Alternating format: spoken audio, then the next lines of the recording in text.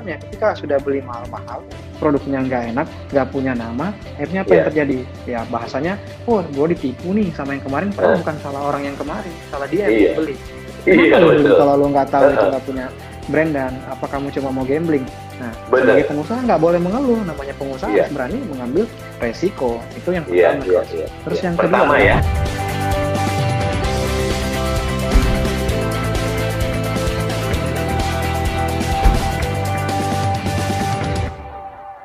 Ari, banyak pertanyaan yang tanya ke saya dan termasuk saya mau tanyakan ke Ari dari para pemilik bisnis atau dari orang-orang yang mau bangun bisnis.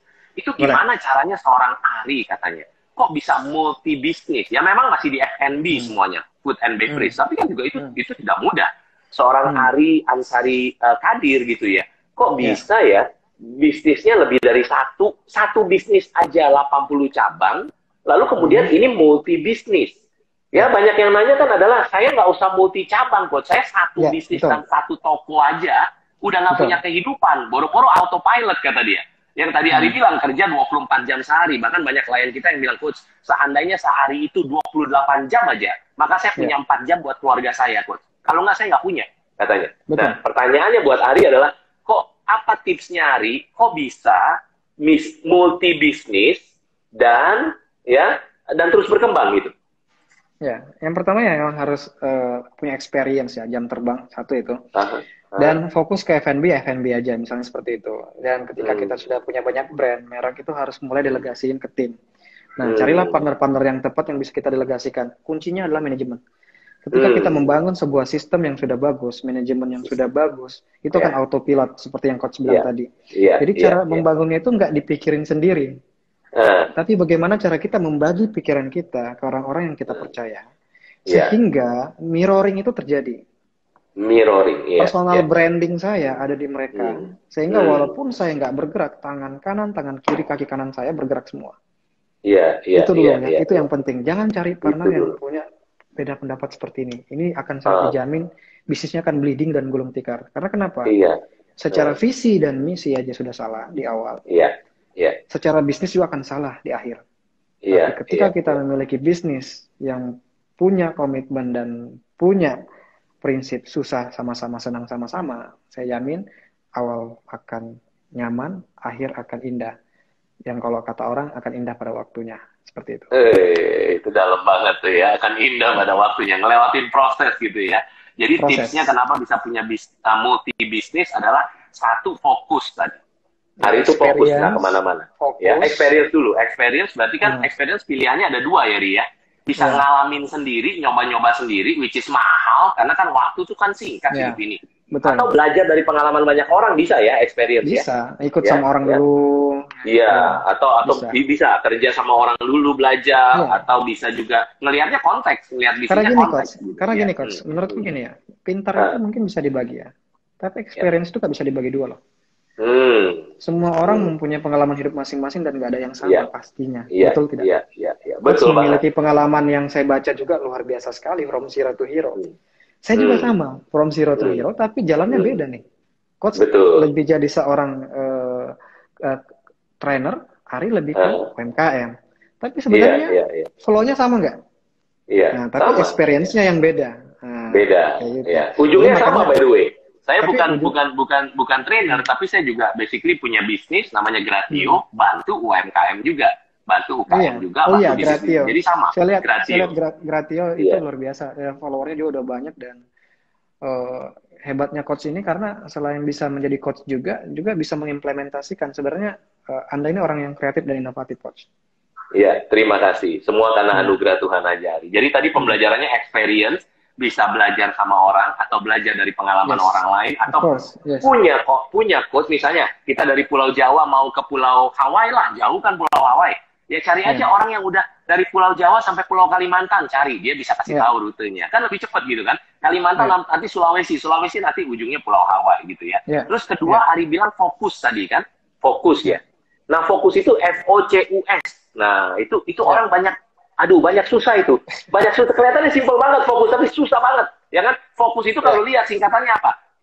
Follow one course, FOCUS, follow one course, ngikutin satu jalur, until successful. US-nya until successful. Wah, Kebanyakan keren nih. orang, Ari, nggak fokus. Bikin satu jebret, baru lagi berdarah-darah, bikin lagi. Ya, setengah metong lah, ya nggak sih? Harus fokus. Tadi tips dari Ari, fokus, saya perdalam. Fokus itu singkatan dari follow one course until successful. Until successful. Until successful dong. Jangan setengah-setengah. Gerobak satu bagus dulu, rame, terus multiplikasi banyak. Itu akhirnya kan cepet jadinya kan. Ya, fokus tadi Ari bilang. Makanya Ari itu fokusnya F&B. Nggak mungkin main perhutanan kayu, mebel, enggak ya. Kan nggak mungkin bikin apa pabrik baja gitu, enggak. Ari fokus gitu. Very good. Oke, good. Fokus. Very good. So, karena kalau nggak fokus nanti mindset kita akan ibaratnya gini. Kita punya pemikiran itu kan secara rasional dan emosional ya, Coach ya. Jadi kalau kita bicara emosional itu lebih banyak. Kalau orang kreatif biasanya emosionalnya lebih jarang dibandingkan rasionalnya. Nah, dan kita fokus sama satu bisnis yang menurut kita, ini harus 100 cabang. Artinya kan di bawah alam sadar dia udah nyampe duluan nih. 100 cabang. Betul. Nah, yang tinggal ditempuh sama dia itu adalah fokus. Fokus gimana cara mencapai 100 cabangnya, gimana visi dan misinya, siapa partnernya, bagaimana membangun sistem dan manajemen, sehingga apa yang sudah dipikirkan dia itu terjadi. Kalau orang bilang kan, what are you thinking kan, it will happen kan. Jadi apa yang kamu in this life, kalau saya nyebutnya in this life, you get what you believe. Dalam hidup ini kita dapat apa yang kita percayai. Nah, semuanya kan di sini dulu. Semuanya di sini dulu. Everything created twice. Segala sesuatu di muka bumi ini diciptakan 2 kali. Pertama di sini diciptakan.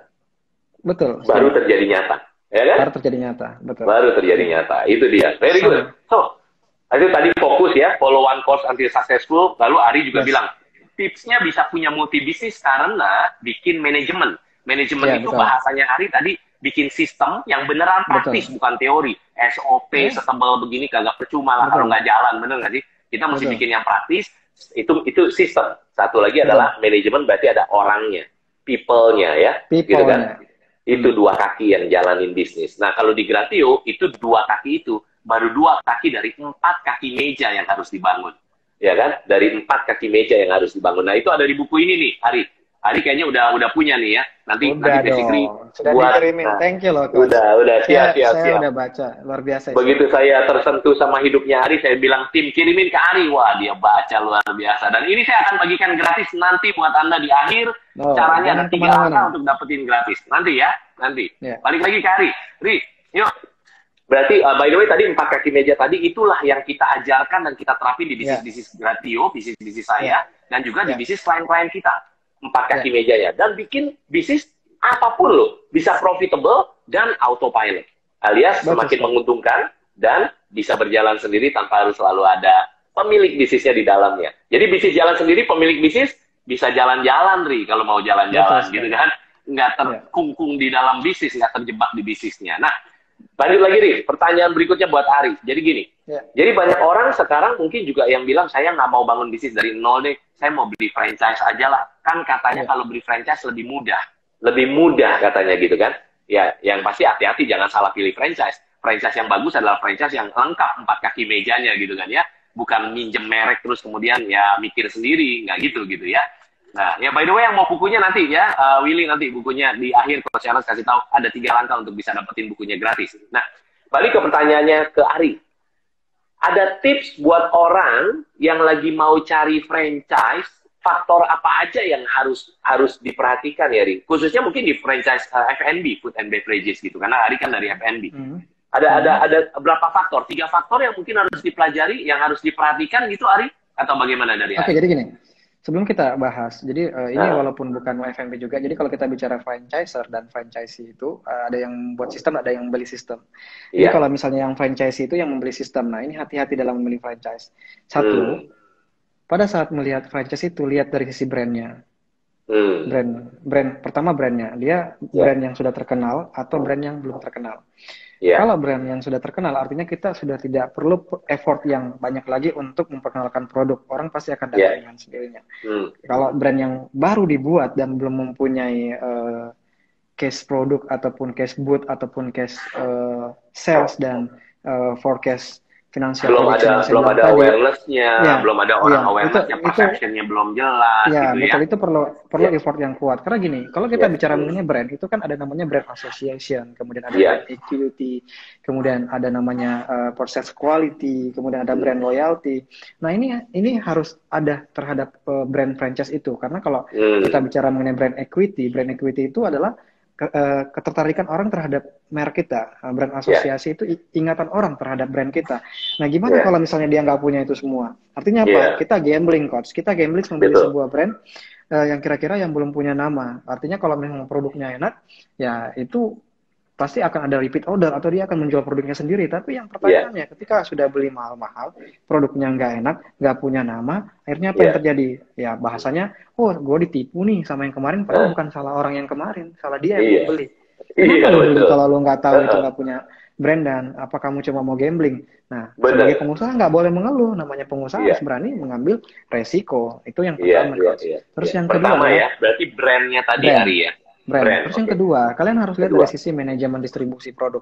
Berbicara tentang franchise, pasti mereka akan mengirim barang. Nah, lihat, dia menggunakan logistik yang bagus nggak? Kemudian dia punya manajemen distribusi yang bagus nggak? Kemudian orang-orangnya itu kompatibel nggak di dalam? Dan jangan sampai orang-orang yang dalam nggak ngerti nih gimana cara menghitung rasio stok, lead time pengiriman barang, kemudian gimana cara menghitung kubikasi dan lain-lain. Nah, itu kalau mereka nggak tahu dari sisi itu aja, akan terjadi yang namanya minus pengiriman barang, kemudian ada namanya terjadi data yang nggak balance, kemudian adanya FIFO-nya kurang bagus, first in first out-nya kurang bagus. Jadi yang kedua manajemen distribusi logistiknya harus bagus. Nah, manajemennya ya, oke. Berarti ngelihat people-nya juga dan sistemnya juga gitu dia. Berarti visit lah, lihatlah orang atau franchise yang mau dibeli gitu ya. Ngobrol sama foundernya. Jangan pernah beli lewat online, itu sangat bahaya sekali. Terus yang berikutnya menurut aku yang ketiga, yang paling krusial adalah lihat sistem dari POS atau point of sales-nya mereka. Artinya kan setiap franchise itu ada franchise fee, ada royalty fee. Nah, lihat, hitung baik-baik. Dengan membeli franchise fee-nya nih selama 5 tahun. Kemudian royalty fee yang diserahkan tiap bulan. Apakah akan return of investment atau break even point dalam waktu dekat? Dan harus hitung COGS-nya, Coach. Lihat, cost of goods sold-nya itu berapa. Atau bahasa Indonesianya HPP ya. HPP-nya berapa. Harga pokok penjualan. Dengan jual berapa banyak. Kemudian dikurangi manajemen fee, dikurangi dengan franchise fee, marketing fee, variable cost, fixed cost. Lihat, untungnya berapa banyak, balik modalnya berapa banyak. Jangan sampai membangun bisnis dengan biaya 100 juta, balik modalnya 5 tahun. Wasting time gitu loh, buang waktu. Jadi itu yang saya gemes gitu ya. Jadi ini saya senang karena kenapa saya senang kalau mengedukasi teman-teman yang belum mengerti gitu loh dengan edukasi. Jadi yang ketiga yang ketiga berarti financial literacy. Jadi benar-benar harus mengerti P&L-nya, profit and loss-nya. Jangan si sampai franchisornya kasih si projection, biasanya optimis projection-nya kan. Tapi kan kita sebagai franchisee atau Anda sebagai franchisee, Anda harus hitung lagi P&L-nya yang realistik, jangan optimis, jangan pesimis, tapi realistik. Kalau bisa ya realistik pesimistik. Gitu. Jangan sampai nanti terjadi akhirnya menyalahkan orang lain gitu loh ya kan. Negara kita ini harusnya positive thinking lah, bahwa kesalahan itu nggak selamanya ada di orang lain. Cobalah membuka diri bahwa saya udah benar belum ya gitu loh. Saya langkah saya udah benar belum, jangan sampai sedikit-sedikit gue ditipu nih sama dia, ternyata nggak balik modal. Lihat apakah yang kita lakukan itu benar apa enggak gitu loh di awal. Jadi evaluasi. Yang mutusin siapa? Yang mutusin kan lu gitu kan. Siapa? Nah, evaluasi lagi gitu kan. Evaluasi lagi. Ini salah siapa? Salah saya. Itu bagus banget, saya highlight sedikit Ari. Saya highlight sedikit Ari, bahwa ternyata kita itu, saya itu, Ari itu, kita semua tidak akan pernah bisa sukses. Sampai titik apa? Sampai titik kita menyadari bahwa semuanya itu bermula dari saya. Kalau bermula dari saya, if not you, then who? Gitu kan? Kalau kita blaming, nyalahin orang lain, nyalahin pemerintah, nyalahin keadaan, nyalahin COVID-19, ya nggak kemana-mana. Tapi mulai sadar dari saya yang paling bertanggung jawab terhadap kesuksesan saya. Udah itu. Kayak seorang Ari setelah 5 bisnis sukses, dia analisa, salahnya dia, gitu kan? Salahnya dia. Bisnis ke-6-nya kan beda langsung. Bener kan? Ari kan? Beda itu. Sama walaupun saya tadi kan. dicuri tadi ya. Gerobaknya dicuri pun juga. Nih, saya kan melewati yang saya cerita tadi dari mulai kuliah gagal, kemudian Iya, di situ sempat ikut lomba berhasil, kemudian iya, sempat masuk perusahaan multi company berhasil, kemudian gagal iya, lagi di perusahaan iya, mobil, sekarang iya, berhasil. Nah, ini kan artinya saya ada evaluasi nih. Yang iya, salah siapa? Ya salah iya, saya. Jadi iya, kali ini saya nggak boleh salah lagi gitu loh. Caranya gimana? iya. Ya kita harus continuous improvement terus menerus lah. Jadi yang Betul, dibilang Coach betul. tadi benar, kita harus evaluasi diri kita, Iya, iya. lingkungan kita, teman-teman Lingkungan kita. sangat penting. Iya, makanya. Sangat Jadi penting. Betul, betul. Iya. apa yang kamu tanam ya itu yang akan kamu tuai. Jadi intinya Betul seperti banget, itu. betul banget. Hmm. Ari, kalau saya ngingetin diri sendiri adalah definisi gila, Ari. Hati-hati jangan jadi gila. Jadi definisi gila yang ketiga, menurut Coach Johannes J. Pauli, yang ketiga nih ya, Yeah. adalah Yeah. ya berharap hidupmu berubah seperti yang engkau mau, cuman dengan mengharapkan orang lain dulu yang berubah. Itu gila. Yeah. Jadi supaya tidak gila, siapa dulu yang harus berubah? Saya. Jadi buat kita yang dengerin nih, di sini mungkin ada yang dengerin, ada yang kalau lagi kerja mungkin pernah ngalamin PHK, karena ini kan kita masuk resesi nih, Ari. Yeah. Yang masuk resesi secara resmi gitu kan, kita udah 2 kuartal ini, beberapa bulan ini basically Minus pertumbuhan ekonomi minus 2%. Iya, tapi ayo, ya, jangan kita lihat keadaan ekonomi, ada yang di PHK, ada yang bisnisnya menurun banget. Ini hidup memang tidak mudah kok. Siapa bilang hidup mudah? Hidup memang tidak mudah. Tapi makanya kan Jim Rohn itu pernah bilang begini. Jim Rohn tuh guru dari guru-gurunya saya gitu ya. Jim Rohn bilang gini, never wish your life easier. Jangan pernah berharap hidupmu lebih baik. But wish you are better. Berharaplah kamu lebih baik. Karena kalau kitanya lebih baik, hidup yang susah ini, hidup yang memang tidak mudah ini, bisa lebih mudah, gitu kan? Karena kitanya lebih baik. Gitu. Betul sekali. Ya, itu definisi itu gila. emang sangat betul sekali. Ide pemikirannya beda dengan orang lain, dan saya tambahkan ya Coach ya. Yang saya bilang tadi bahwa memang di masa pandemi ini kan kita harus selalu ada harapan setiap harinya bahwa besok pandemi hilang. Karena kenapa? Ketika kita nggak mempunyai motivasi dalam diri kita sendiri, kita akan susah untuk bekerja gitu, Coach. Kita akan susah untuk bekerja. Kita harus selalu punya harapan. Kita harus mendekatkan diri dengan orang-orang yang memberikan kehangatan tentunya. Sama orang tua kita, teman-teman kita, kemudian mungkin guru-guru kita. Dan yang paling terpenting adalah selalulah mengevaluasi diri di depan masa pandemi ini. Masih banyak waktu mungkin kalian habiskan di rumah untuk melatih soft skills kalian, hard skill kalian, daripada membuka handphone, gak jelas scroll atas, scroll bawah. Mungkin belajar lebih baik bisnis dari rumah. Iya, di era 4.0 digitalisasi ini kan semuanya serba handphone, Coach. Bahkan kita harus memikirkan sebuah bisnis yang kira-kira yang punya sustainable jangka panjang seperti apa. Frozen food maybe. Ataupun health and makanan sehat atau minuman sehat yang mempunyai shelf life lebih lama. Dan itu banyak peluang yang bisa kita lakukan dari rumah, Coach, sebenarnya. Jadi itu dari semua itu saya simpulkan bahwa ketika kita punya harapan, itu kita akan punya motivasi. Ketika kita punya motivasi, akan ada action, Coach. Ketika ada action, kita akan berpikir kreatif dan inovatif. Berpikir sesuatu yang baru dan bisa diimplementasikan, jadinya apa? Jadinya cuan. Jadi uang, bermanfaat buat orang lain juga gitu loh. Cuan itu bukan cuma duit aja ya, bermanfaat buat orang lain itu keren banget sih. Itulah makanya kita bangga. Akhirnya ada snowball effect, ada domino effect, Coach. Jadinya dengan kita menghasilkan sesuatu, artinya kan kita mempekerjakan orang lain. Ketika kita mempekerjakan orang lain, kita akan memberikan manfaat buat orang lain, keluarganya, teman-temannya, bahkan semua orang di sekitarnya gitu loh. Itu namanya snowball effect, ada domino effect.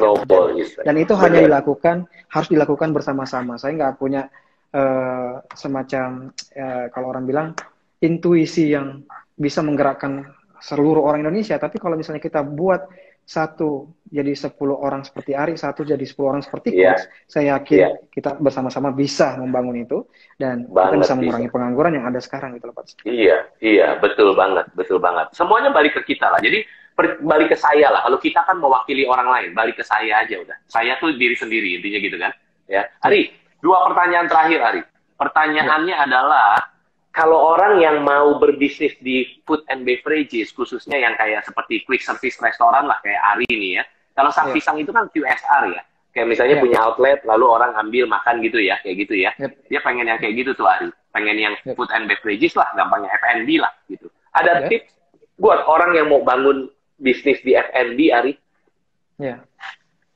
Tips yang pertama adalah mengerti dulu tentang blueprint ya. Jadi kalau kita berbisnis itu, apapun itu, mau berbisnis, mau melakukan sesuatu, ada namanya blueprint. Jadi blueprint itu menurut saya adalah 5W1H. Jadi apa yang kamu lakukan, Kemudian kapan kamu mau lakukan, kemudian di mana kamu akan lakukan, siapa targetnya, kemudian bagaimana caranya nanti, dan yang terakhir itu adalah apa tujuan dan goals-nya. Nah, nanti kamu breakdown tuh, ketika kamu udah tahu blueprint yang akan kamu lakukan, mulailah dari pertama siapa yang menginginkan produk itu. Ini F&B ya. Siapa yang menginginkan jasa itu? Siapa itu? Who is the target market? Kalau saya garisin, Ari, kalau di Gratio kita sebutnya specific who.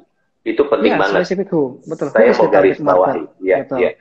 Apakah dia secara demografis wanita dan laki-laki, secara psikografis punya pemikiran yang kreatif, modern, dan yang terakhir apakah dia bertinggal di rural atau urban area. Nah, setelah itu kalau kamu udah tahu, kamu bisa breakdown ke bawah lagi. SWOT analisis, apa kekuatan produk kamu, jasa kamu, kelemahannya, seperti apa ancaman dari kelemahannya dan kekuatan, peluang dari kekuatannya. Nah, setelah itu nanti kamu breakdown lagi ke bawah. Semakin ke bawah, helikopter view-nya semakin mengerucut, sampai ketemu satu titik di mana kamu sudah bisa membuat satu brand. Barulah lahir namanya brand. Nah, itu adalah sedikit pembelajaran tentang brand strategi sebenarnya, Coach. Jadi ketika kita membuat sesuatu itu nggak semudah kita membalikkan telapak tangan, tapi perlu ada yang namanya research and development, marketing, research and development product, research and development sales planning, research and development purchasing, semuanya ada research and development-nya. Jadi langkah pertamanya adalah bikin blueprint tadi, kuasai blueprint kalau istilah Ari ya. Kuasai blueprint-nya, minimal blueprint-nya dulu lah. Setelah itu nanti setelah blueprint baru kalian breakdown secara piramida terbalik, nanti semakin ke bawah semakin mengerucut, dan akhirnya kalian mendapatkan apa yang kalian akan cari, seperti itu. Oke. Setelah itu apa, Ri? Jadi untuk yang mau bangun bisnis F&B? Atau itu justru itu step by step-nya? Atau ada yang kedua? Setelah menjadi brand, balik lagi, carilah partner yang tepat, kemudian bentuklah sistem yang bagus, manajemen yang bagus, dan experience. Ingat, buat anak-anak muda yang ada di sini, yang nonton ya, ketika kalian masih muda, jangan terlalu berpikir untuk membuat bisnis lebih cepat. Cobalah kalian untuk mulai belajar di perusahaan-perusahaan kecil dulu, ikuti bos yang ada di sana yang punya kemampuan, ambil ilmunya, kemudian kalian bergabunglah di perusahaan-perusahaan besar. Jadilah mesin dari perusahaan besar itu. Kemudian ambil ilmunya, setelah kalian 7 tahun, 8 tahun, kalian udah mulai ngerasa berada di comfort zone, mulailah terapkan ilmunya untuk membuka lapangan pekerjaan untuk orang lain. Intinya gini. Semua butuh pengalaman. F&B itu adalah food and beverage. Ada food and beverages. Iya, tadi ada yang nanya. Bisa makanan food dan minuman. Tadi juga ada yang mau ikut seminarnya Coach Yohanes G. Pauli besok. Iya, besok ada namanya Gratio Business Workshop Online. Ya, nanti carilah ya. Nanti cari. Oke, itu tipsnya dari Ari. Jadi gambarannya simpel aja, blueprint. Kemudian nanti setelah itu kita breakdown ke bawah, lebih ke totally kegiatan yang customer analysisnya, kemudian sampai ke SWOT analisisnya dan lain-lain. Setelah itu nanti jadi brand, sistem dan manajemen. Oke, siap. Nah, itu yang Ari sebutin tadi, kalau di Gratio ya lagi-lagi namanya 4 kaki meja. Bikin 4 kaki mejanya lah, biar mejanya tuh nggak harus kita yang pegangin terus. Bisnis kita harus ada kita terus gitu. Nggak harus, kita bisa tinggal gitu kan. Ya, gitu. Siap. Ari, berarti pertanyaan terakhir saya adalah buat Ari, adalah begini. Jadi, ini kan yang nonton kita paling nggak ada 2 macam orang lah. Ada 2 macam orang, 2 macam manusia lah. Satu adalah manusia yang kata orang lah ya, yang pengen bangun bisnis tapi belum mulai-mulai. Pengen bangun bisnis dia. Belum pernah bangun bisnis dia pengen bangun bisnis. Yang kedua adalah orang yang udah nonton kita, dia punya bisnis. Mau dari yang gede banget, menengah, kecil, sampai yang imut lah pokoknya. Dia punya bisnis. Tapi bisnisnya belum profitable dan autopilot. Ada 2 orang itulah ceritanya yang nonton kita gitu ya. Nah, pertanyaannya buat Ari adalah, apa pesan seorang Ari Ansari Kadir nih, co-foundernya Sang Pisang ya. Jadi co-founder satunya Kaisang ya, Sang Pisang Kaisang ya, mirip-mirip namanya ya. Oke. Nah, pesannya untuk yang baru mau bangun bisnis dulu deh. Kalau buat yang baru mau bangun bisnis, apa pesannya buat seorang Ari? Dari seorang Ari. Ya simple aja, if you never try, you will never know. If you never try, kamu nggak berani mencoba, kamu nggak akan tahu. If you never try, you will never know. Itu satu. Terus yang kedua, ketika kesempatan kamu buang depan mata, kesempatan itu kan diambil orang lain. Nah, saya nggak akan banyak ngomong tentang sistem, banyak ngomong tentang breakdown tentang perusahaan, manajemen dan lain, tapi niat dulu, mindset dulu. Jadi if you never try, you will never know. Ketika kesempatan itu kamu buang, kesempatan itu akan diambil orang lain. Nah, buat orang yang autopilot, tinggal di maintain aja. Jadi ketika punya passion, sudah di bisnis, sudah punya jalan existing apa segala macam, yang pertama harus dilakukan adalah gimana cara mengakselerasinya. Apakah tetap mau organik atau mencari partner.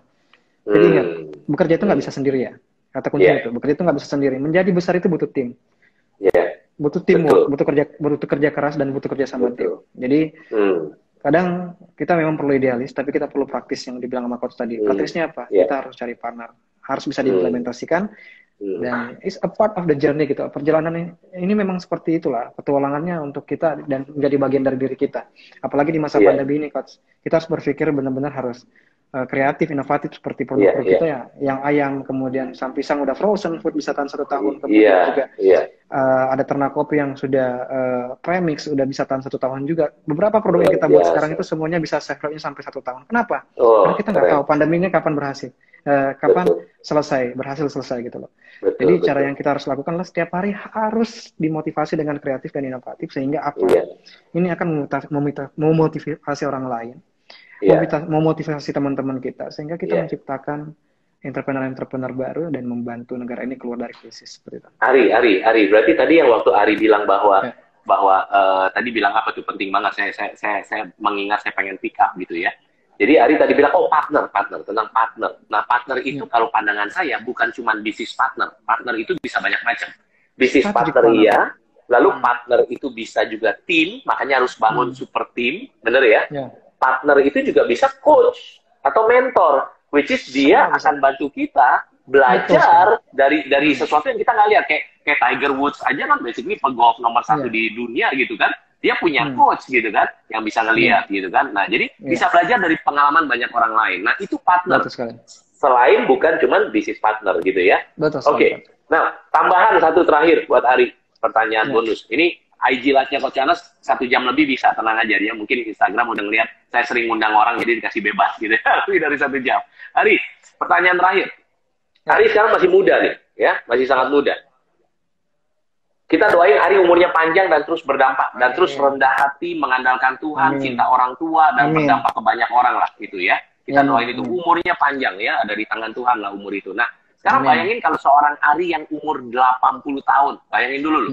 Sekarang pasti kan kelihatannya masih jauh kan? Oh gila, 80 tahun jauh banget kata Ari gitu. Ya tapi bayangin waktu Ari umur 80 tahun, berarti kan udah ngelewatin semua proses sekolah kehidupan ini, ya. Ya. Nah, pertanyaannya adalah buat Ari, apa pesan seorang Ari yang umur 80 tahun saat itu kepada orang-orang yang lagi dengerin? Kalau cuma satu pesan bijakmu apa, Ari? Bayangin Ari umur 80 tahun dulu. Oke, jadi gini, hargailah sebuah proses. Karena gini, nggak ada sesuatu yang instan di dunia ini.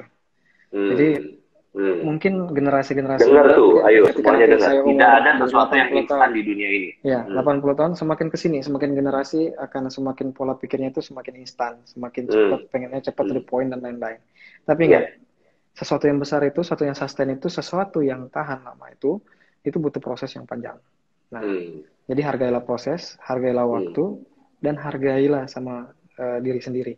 Artinya harga diri sendiri itu adalah jangan sampai mengambil tindakan-tindakan yang akan merusak proses itu, merusak waktu yang sudah kamu buang, dan merusak lingkungan dan keluarga, bahkan diri kamu sendiri. Jadi kata kuncinya adalah untuk menjadi from zero to hero, untuk menjadi top of mind business, atau untuk menjadi seorang miliarder, atau menjadi seorang yang punya mimpi kira-kira menjadi orang yang besar dan lain-lain, itu adalah dibutuhkan proses yang cukup panjang, yang konsisten dan komitmen yang dijalankan setiap hari tanpa kita melanggar itu. Setiap hari loh, dan Ari pun masih terus diproses, saya pun masih terus diproses. Pastinya kita mah belum apa-apa, kita baru mulai gitu ya, Ari ya.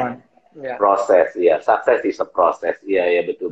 Very good. Ari, ini ada pertanyaan ya, yang menarik sekali tadi tentang kerja gitu ya. Mungkin saya coba bantu jawab juga ya. Ikut perusahaan kecil atau perusahaan besar yang lebih bagus? Tadi kan Ari udah jelasin, tapi kalau pandangan saya simpel begini.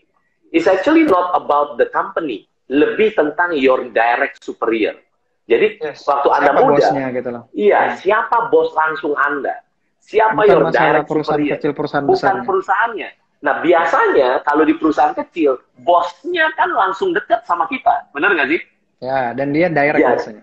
Direct, jadi kita bisa nangkep tuh pemikiran-pemikiran dia, mindset dia, decision making pointnya dia. Kenapa dia mikir gitu? Kalau ada, kenapa ada masalah begitu? Ya kan, saya bilang coach, mulai dari yang kecil, cari bos yang tepat, setelah itu masuk ke bagian jadi mesin besar di sebuah perusahaan besar. Nah itu sudah saya lakukan. Karena dulu saya tuh sempat di perusahaan periklanan coach. Dulu 1 tahun itu perusahaan kecil, saya dapat ilmu dari seorang CEO-nya tentang berpikir kreatif dan inovatif. Setelah itu baru saya pindah ke perusahaan yang lebih besar, ada 3 perusahaan. Jadi tahapnya saya begini nih, dari yang kecil kemudian motor, mobil, ya sekarang ya punya sendiri di atas lagi. Gitu. Iya. Dan itu belajar dari yang sana. Perusahaan besar juga belajar bagaimana sistemnya, bagaimana bisa ngatur orang demikian tanpa ada bosnya gitu kan ya. Kayak jadi proses, gitu ya. Semuanya butuh proses. Very good. Wow, seru banget. Saya pengen ngobrol terus sama Ari, cuman ini udah jam 12 nih. Jadi saya mau menuhin janji saya dulu nih, Ri. Janji saya dulu nih ya. Janji saya kan adalah buat kita yang belajar sama-sama sama Ari Ansari Kadir nih ya, co-founder dari Sang Pisang adalah saya mau bagikan ini nih. Buku Business is Fun. Gimana caranya untuk bisa dapetin buku Business is Fun ini? Caranya simple banget, yaitu 3 langkah doang. 3 langkah aja ya. Langkah yang pertama adalah Anda harus like dulu, follow dulu Instagramnya Coach Yohanes G. Pauli dan Ari Ansari Kadir. Ya nanti cari aja Ansari Kadir ada. Ya itu 2, itu langkah pertama. Langkah kedua, habis itu Anda DM. Anda DM-nya apa? DM-nya adalah Anda cukup DM 4 info ini, yaitu nama saya Coach Yohanes G. Pauli atau Coach YGP dan Ari. Coach YGP Ari, yang kedua nama lengkap Anda, ketiga adalah nomor WhatsApp Anda, dan keempat adalah nomor email Anda, alamat bagus email Anda. Jadi bukunya bagus, mantap, nggak bohong. Jadi isinya bagus bukunya apalagi halaman berapa itu kemarinnya saya lupa itu ya. Iya. Halaman 10 isinya bagus katanya. Isinya bagus.